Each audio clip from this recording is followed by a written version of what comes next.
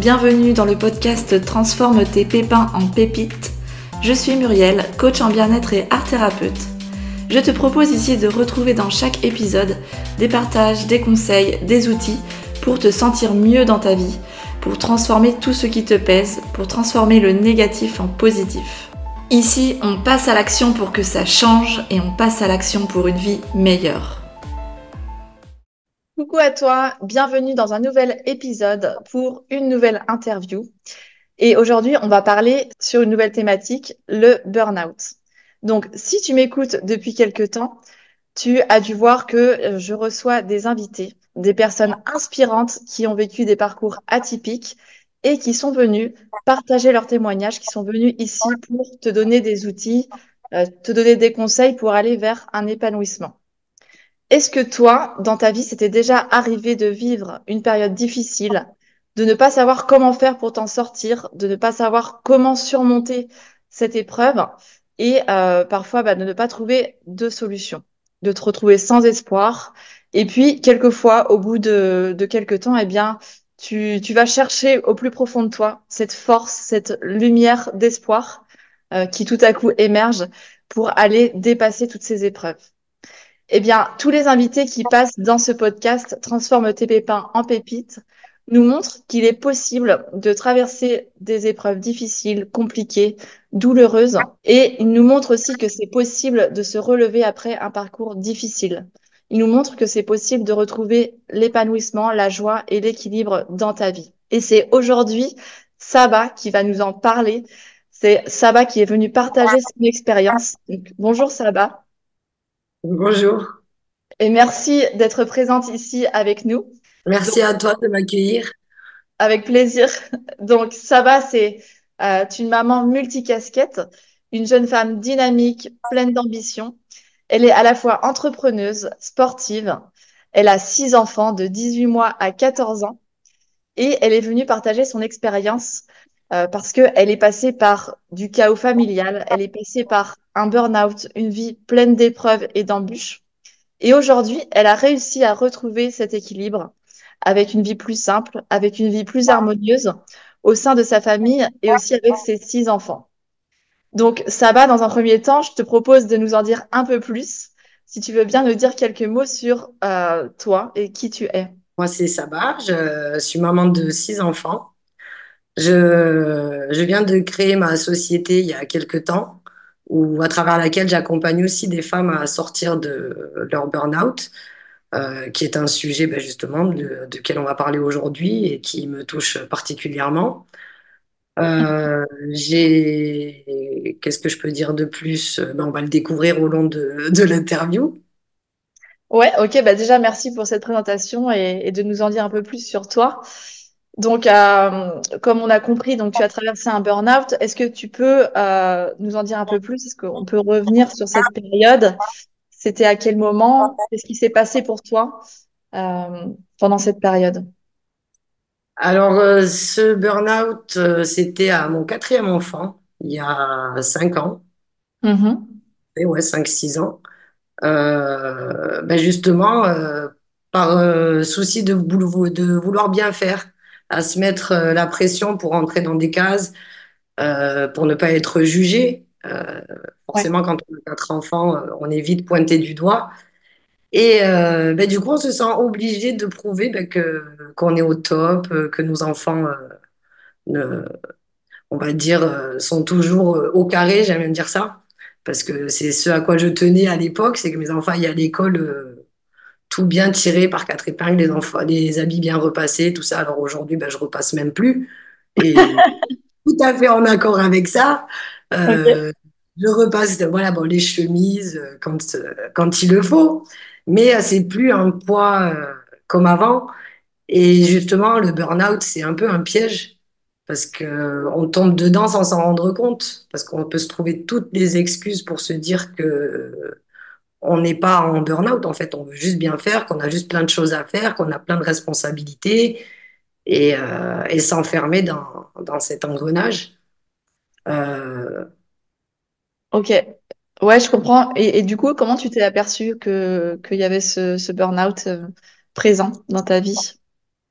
Ce burn-out, eh ben, finalement, en état de stress, conduit à la maladie, on va dire. Et c'est après le corps. J'ai eu des problèmes de santé suite à ce burn-out qui m'ont arrêté complètement. Du coup, pendant 1 an à 2 ans, j'ai dû pratiquement être alitée. Mhm. Me lever que pour faire le minimum. J'avais des enfants, donc il fallait bien s'en occuper. Ouais, Mais je n'avais plus goût à rien. J'avais la maladie, les douleurs qui avaient pris le dessus. Et, euh, et c'est quand je me suis enfermée dans tout ça, sur le moment, j'ai pas su d'où ça venait, donc je l'ai subi. Et c'est mes enfants qui ont été le déclic. ok. Euh, ça, Avant, peut-être avant de parler du déclic, qu'est-ce qui se passe pour toi justement à l'intérieur de toi quand t'as ces douleurs, t'es alité? Comment tu vis la chose? ben, tu le subis tout simplement. Tu le subis, tu te dis que finalement, t'as pas le choix, c'est ce que tu as à vivre. Moi, j'arrivais pas à être suivie par, on va dire, des médecins, j'allais dire compétents, mais c'est, je sais pas si on peut parler de compétences, mais c'est vrai que les médecins avaient tendance à plus me cacher sous des médicaments, à Ouais. me dire, non, moi, avec les médicaments, elle n'aura pas mal, elle viendra plus. Donc c'est ce que tu as fait, Et tu as pris un traitement? j'ai pris un traitement médicamenteux où au début, on m'a dit, c'est un antidépresseur léger qu'on donne aux sportifs, ça vous aidera à dormir. Le Ouais, problème, c'est que ça ne m'aidait pas du tout à dormir et juste à m'épuiser à la journée, quoi. d'accord. Et c'est vrai qu'à ce moment-là, j'ai cherché, on va dire, de l'aide, mais j'avais pas, je rentrais pas dans les critères des femmes qu'on aide dans les associations parce que j'étais mariée. Donc forcément, il y avait plein de choses pour les femmes seules, mais pas pour celles qui sont mariées. Les enfants, on va dire, j'avais mon mari, oui, il participait pour les enfants, donc ça a équilibré la chose, mais on n'avait plus de vie de couple. C'était chacun s'occuper des enfants de son côté, et ça aussi, c'est Ouais. c'est lié au burn-out, tout part de là. Mais pour mieux comprendre quel type d'aide extérieure tu es allé chercher. Ben, au final, on ne sait pas. Juste, on a envie que quelqu'un nous écoute ou nous conseille ou nous dise, tiens, pas une solution magique, mais Ouais. quand on est dans cet état, en fait, on se sent incompris. Et c'est vrai que moi, ces douleurs-là, je ne savais pas d'où elles venaient. Tous les examens médicaux que j'avais faits ne révélaient rien de particulier. Et on me disait, c'est dans la tête. Donc, à force qu'on nous dise c'est dans la tête, au bout d'un moment, on Mais arrête d'aller voir le médecin. est-ce que tu es allé chercher des aides extérieures au-delà du médecin, de Après, ces traitements? voilà. Des alternatives, soit par des thérapies, des outils? Tout à fait. Après, c'est là où j'ai découvert la sophrologie. D'accord. Et la sophrologie m'a beaucoup aidée. Déjà, avant la sophrologie, juste de respirer. Ouais. C'est déjà rien que ça, de se reconnecter à sa respiration et de se dire que juste de respirer, ça fait du bien. Et de s'apercevoir qu'en fait, on ne respirait plus. Moi, ça a été un vrai déclic de me reconnecter à la respiration. Du coup, chemin faisant, j'ai découvert la sophrologie qui m'a Mhm. énormément aidé, la méditation. Et après, voilà, c'est des petites choses qu'on va mettre en place. Mais il faut qu'il y ait un déclic, parce que s'il n'y a pas de déclic, on s'enferme. C'est pour ça, quand je disais, on cherche une aide, on cherche quelqu'un qui va peut-être nous secouer, en fait, peut-être. C'est peut-être ce que je cherchais et que je trouvais pas. Que tu trouvais pas, c'est ça, c'est que voilà, il y avait cette quête d'aller chercher de l'aide à l'extérieur. Après, tu parles de déclic avec tes enfants. Est-ce que tu peux nous en dire un peu plus? Le déclic, ça a été un jour où mes enfants m'ont vu très mal. Déjà, j'avais pas confiance en moi, donc je sortais plus de chez moi. Si je devais sortir avec mes enfants au parc, c'était une préparation psychologique d'au moins 1 heure avant pour me dire je vais aller au parc avec les enfants. Et je le Ouais. faisais parce que j'avais pas le choix. Aller à la boulangerie, c'était pareil. Et c'est vrai que voilà, c'est pareil, je comprenais pas ce qui m'arrivait parce que avant tout ça, j'étais quelqu'un de confiant, qui parlait facilement avec les gens, qui osait sortir. Dans ma tête, je me suis toujours dit, moi, mes enfants, je ferai tout avec eux, j'irai partout avec eux, et c'est ce que j'ai fait pour mes trois premiers. Et c'est vraiment au quatrième, voilà, ça s'en est ressenti sur le bébé.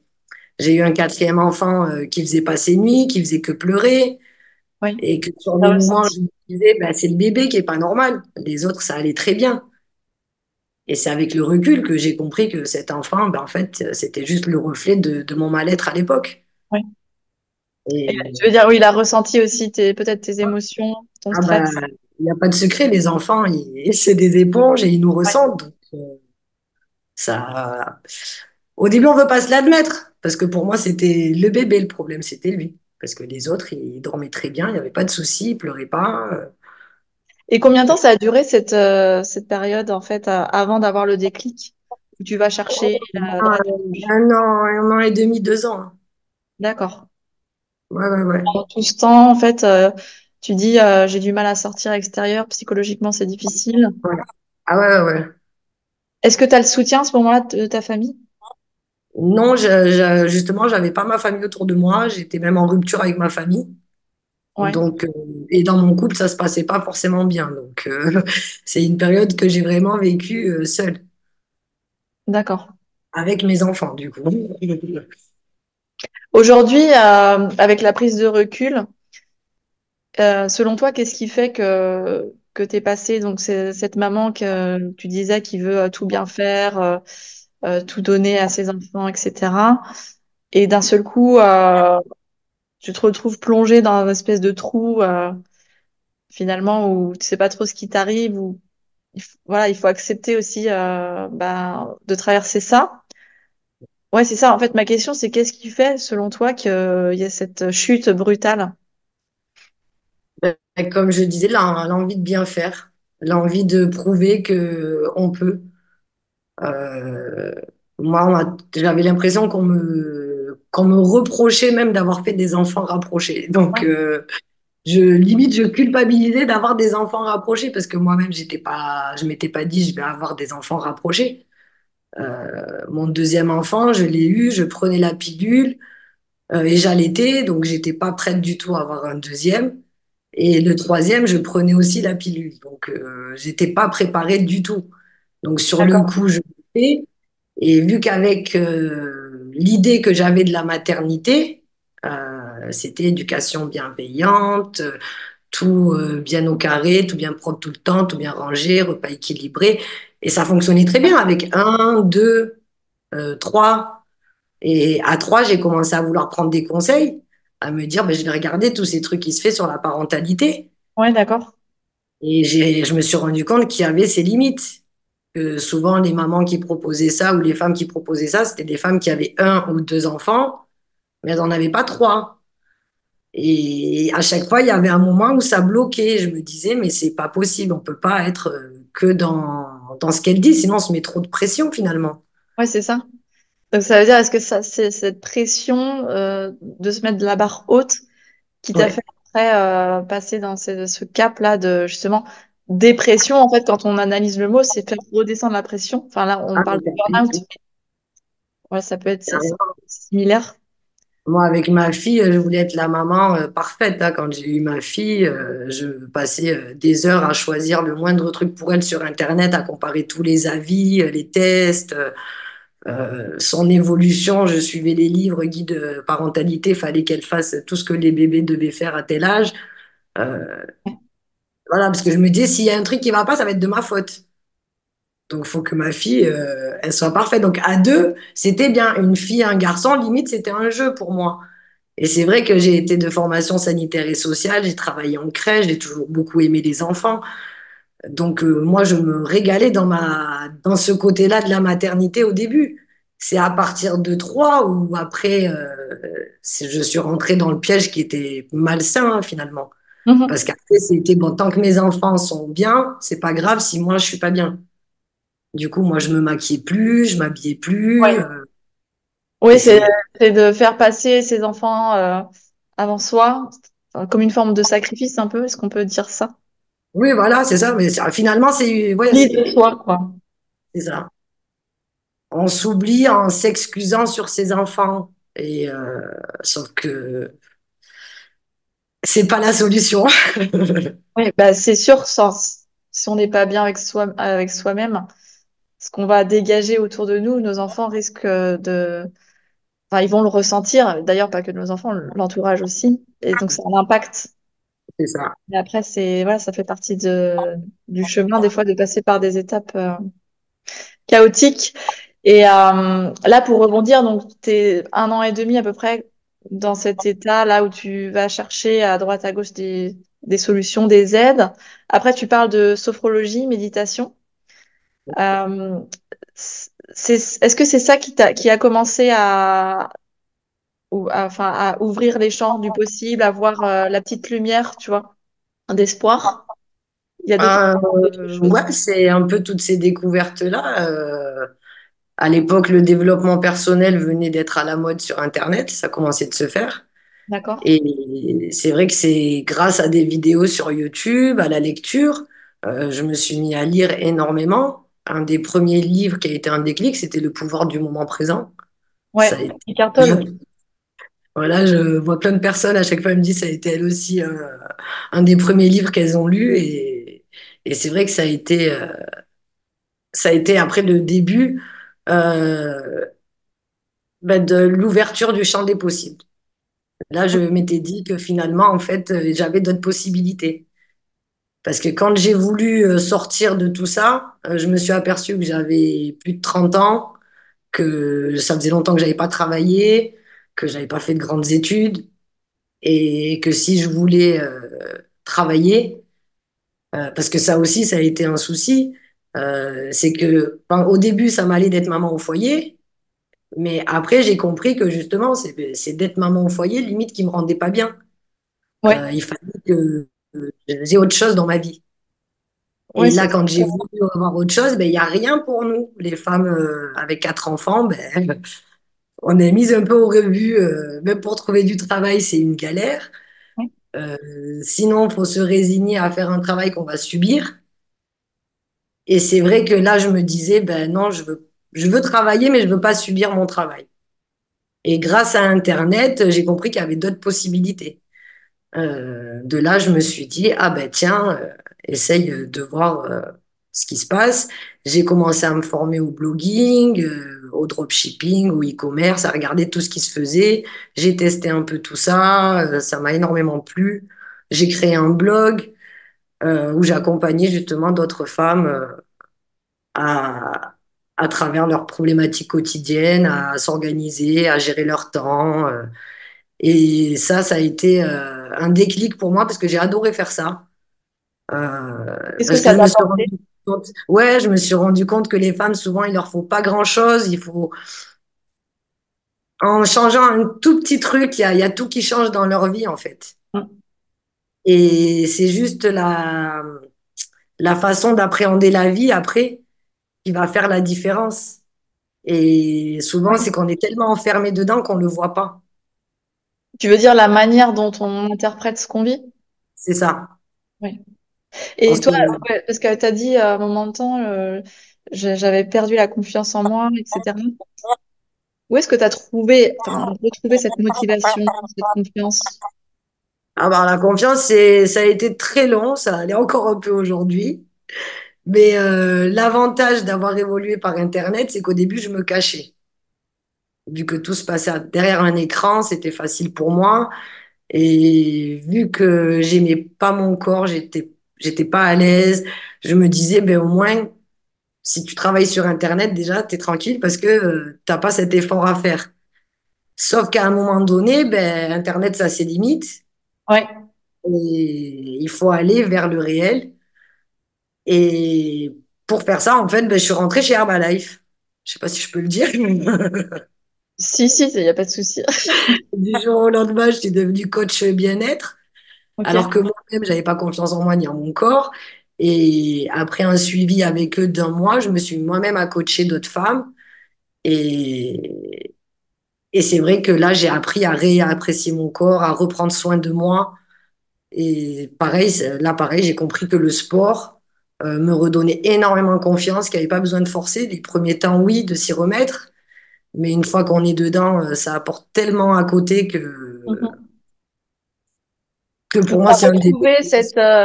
cette vitalité, cette joie, cette confiance, si je comprends bien. C'est ça. Alors que pendant longtemps, je me disais, je peux pas, j'ai les enfants, Ouais. j'ai pas le temps. Si on compare la Saba d'avant avec sa vie hyperactive, avec ses enfants, où tout doit être bien fait, et ta vie d'aujourd'hui, qu'est-ce qui a changé? Ah ben aujourd'hui, il n'y a plus de pression.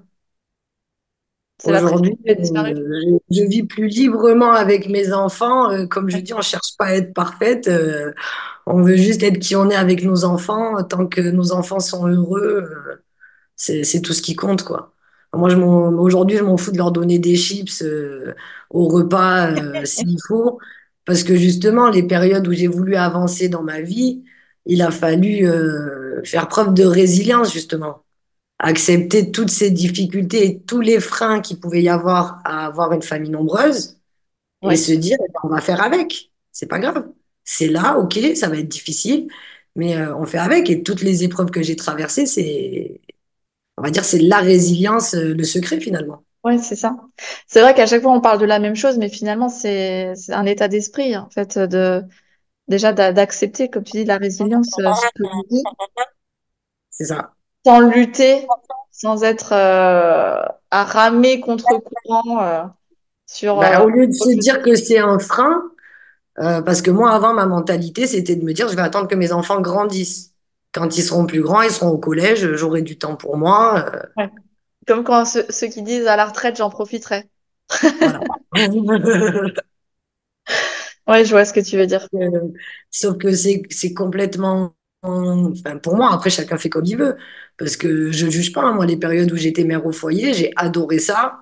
J'étais même la première à critiquer celle qui laissait le bébé chez Nounou. Aujourd'hui, c'est moi qui laisse bébé chez Nounou. Ouais. Et c'est OK Et je pour suis toi. totalement en accord. Ah bah ouais, même si on me dit, ah, t'abandonnes ta fille. Chacun pense ce qu'il veut. Moi, c'est vrai qu'aujourd'hui, je suis arrivée à un stade où, avec ma famille et avec mes enfants, ce qui compte, c'est que leur bien-être. Et je vois qu'aujourd'hui, notre façon de faire, c'est quand, par exemple, mes enfants participent à la maison. Beaucoup vont critiquer. Ils vont dire, oui, mais si tu fais des enfants pour qu'ils fassent le ménage, non, ils font pas le ménage. Ils apprennent à être des adultes. Ouais. C'est des adultes à en devenir avant tout. Donc, que j'en ai un ou six, ils auraient participé parce que ça fait partie de ma façon de les éduquer. Mhm. Et là, aujourd'hui, à la maison, ben, quand j'étais en formation il y a 2 ans, ben, tout le monde a suivi maman. Ils savaient que j'étais en formation, que j'avais moins de temps. Euh, ben, tout le monde a mis sa patte et a mis sa petite main et c'était génial. Et je trouve que de montrer aux enfants que on peut tous être soudés pour quelqu'un dans la famille, ben, c'est top. Du coup, ça serait quoi les outils que tu as mis en place pour justement trouver cet équilibre entre avoir du temps pour toi, du temps pour ta famille, pour tes enfants? Est-ce que tu peux nous donner quelques clés? Ouais. Alors, la première, ça va être l'environnement. D'avoir autant d'environnement, on va dire, matériel, la maison, Ouais, que les gens, que l'entourage. ouais, Suivant l'environnement dans lequel on est, souvent, ça peut être des environnements qui vont nous prendre énormément de temps. Comme la maison, par exemple, moi, j'ai simplifié toute mon organisation. À la maison, tout est simple, mais me ressemble. ouais. Euh, T'as des exemples quelques exemples à nous donner? Comme je te disais, pour le linge, déjà, je ne repasse plus. Ouais, Après la machine, vu qu'on tourne à une machine par jour pratiquement, avant, je faisais à la semaine. ouais, Mais j'ai pas envie de passer une journée à faire du ménage. d'accord. Parce qu'avant, c'est ce que je faisais. Donc ça veut dire que tu as optimisé ton temps sur les tâches C'est ménagères. ça. Sur tout ce qui se passe à la maison, tout est optimisé. Avant, j'étais parent délégué, je m'impliquais beaucoup dans l'école des enfants. Aujourd'hui, je ne m'implique plus. D'accord. Aussi parce que j'ai compris que ça ne servait à rien, Ouais, mais je suis devenue égoïste de mon temps. Pour moi, ça a plus de valeur de passer du temps pour moi et ma famille que d'aller à la réunion des parents délégués ouais. qui, T'as qui en priorisé en fait, oui, ce qui est important pour toi. c'est de prioriser. Donc l'entourage, de prioriser. Oui. Mais d'être résilient surtout aussi. Parce qu'il faut accepter que, ben oui, tout ne peut pas être parfait. Oui, on a des difficultés, mais si on veut quelque chose, on peut se donner les moyens. Mm. Et pour tous ceux qui diraient oui, mais tu comprends pas ce que je vis, c'est pas facile, c'est pas simple. Tu vois toutes ces personnes qui peuvent encore avoir ce discours ou Oui, on vraiment me le dit. Une fois, on m'a dit, ah, mais c'est facile pour toi. qu'est-ce que tu Et leur dis à ces personnes-là? ben ça m'énerve parce que non, non, c'est pas facile. C'est simple, oui, c'est simple, mais c'est pas facile. Et si je le fais, c'est parce que j'en ai envie. Ouais. Après, on n'est pas tous obligés d'avoir les mêmes envies. Moi, ce qui me nourrit, c'est de voir du monde, c'est de développer mon entreprise, c'est de passer du temps avec mes enfants parce que j'ai toujours été une grande enfant. Moi, je voulais pas grandir quand j'étais petite. Et j'avais perdu ce côté-là. Donc, non, moi, je pense qu'il faut être en accord avec soi-même et pas se forcer, pas se mettre de limites. Il y a toujours des solutions. Mm.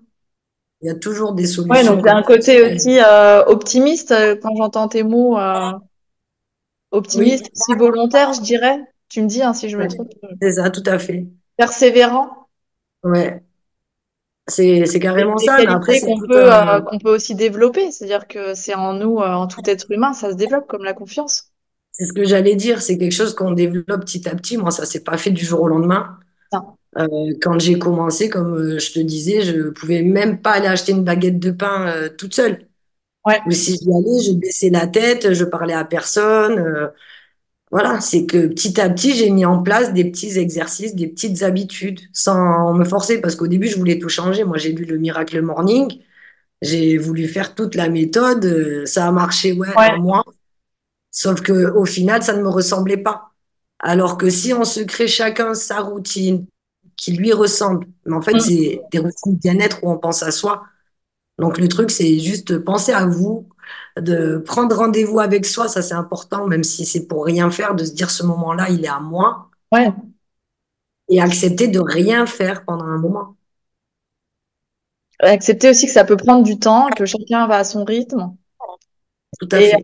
j'aime bien l'idée ouais, de se mettre des rendez-vous, même de se faire des sonneries avec ton téléphone et de se mettre des temps que Ouais. pour soi.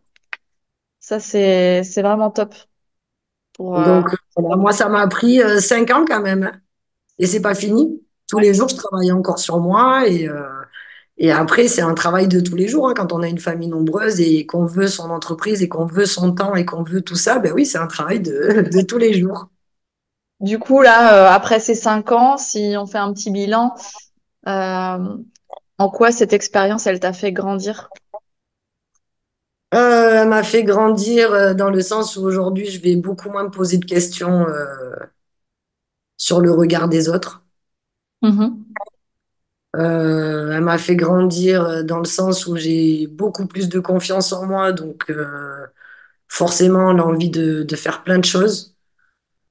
Et, et ça, c'est important aussi de rester connecté à ses rêves et à soi, parce que Ouais. Ouais, donc tu t'es reconnecté en fait à tes valeurs, à ce qui est important pour là, toi. je me suis retrouvée moi. Ouais, tu t'es retrouvé toi, ouais, tu donnes un sens à ta vie. Ouais, c'est carrément T'es ça. passé enfin, si je comprends bien, t'es passé de pilote automatique à actrice de ta vie. Ah ben c'est carrément ça, c'est ce que je dis aussi à mes clientes, le mode automatique. Faut quitter le mode automatique, ouais. C'est top. Bah justement, j'ai encore une dernière question à te poser. Si tu avais une baguette magique, puisque tout est possible et qu'il y a toujours des solutions. Donc, si tu avais une baguette magique à donner à tous ceux qui traversent en ce moment un burn-out, quel pouvoir tu donnerais à cette baguette? Bah, le pouvoir de les connecter à leurs rêves et de leur donner envie d'y aller. Ok. Comment concrètement ils Alors pourraient la baguette, commencer par faire? Ce serait quoi le petit pas qui pourrait leur faire aller vers leurs rêves? ah ben le petit pas, je sais pas si ça peut les aider, mais moi le premier pas que j'ai fait, ça a été de sortir, de marcher la tête haute et de respirer tout simplement. Hmm. J'ai vu une vidéo où on disait RPS, respiration, posture, sourire. Et ça a Oui. été magique pour moi. Je suis sortie, j'ai levé la tête, j'ai respiré, j'ai marché et je me suis aperçue qu'il y avait des feuilles sur les arbres, sur l'allée que je prenais depuis plus d'un an et j'avais pas remarqué qu'il y avait des arbres en fait. Donc voilà, quand on est enfermé, on voit pas ce qui se passe autour. Donc juste de voilà de d'être égoïste en fait, de penser à soi. Oui, sans forcément l'être, même si on croit que ça peut être égoïste, mais Moi, j'aime j'appelle beaucoup. ça l'égoïsme sain, Ouais. tu vois. Mm. Savoir se mettre au centre parce que comme on dit, si maman va, tout va. Et après, c'est pareil, si nous on va bien, ce qu'il y a autour, ça, on va le projeter. Donc, Bien sûr, ça a un impact, que ce qu'on disait avant. Et ouais, j'aime beaucoup cet outil que tu nous donnes là sur le RPS. bah, c'est pas de moi. Je sais pas si je peux citer la personne qui, qui l'a créé. Tu peux, si tu peux. Bah, si, bah, c'est David Laroche. Ouais, tu peux, il n'y a pas de souci. Voilà. Tu connais Mais bien? c'est une des premières vidéos que j'ai vues en développement personnel Ouais. et au début, je me suis dit, c'est tout con, ça peut pas marcher. Et en fait, si, des tout petits trucs comme ça, Des petits ancrages, voilà, qu'on peut utiliser dans le quotidien. Comme ça, ouais. c'est des détails, mais c'est déjà des premiers pas pour aller vers le bien-être et l'épanouissement. Donc, respirer, ouais. Respirer, moi, je pense que c'est un des premiers outils et la méditation, mais ça va un peu avec.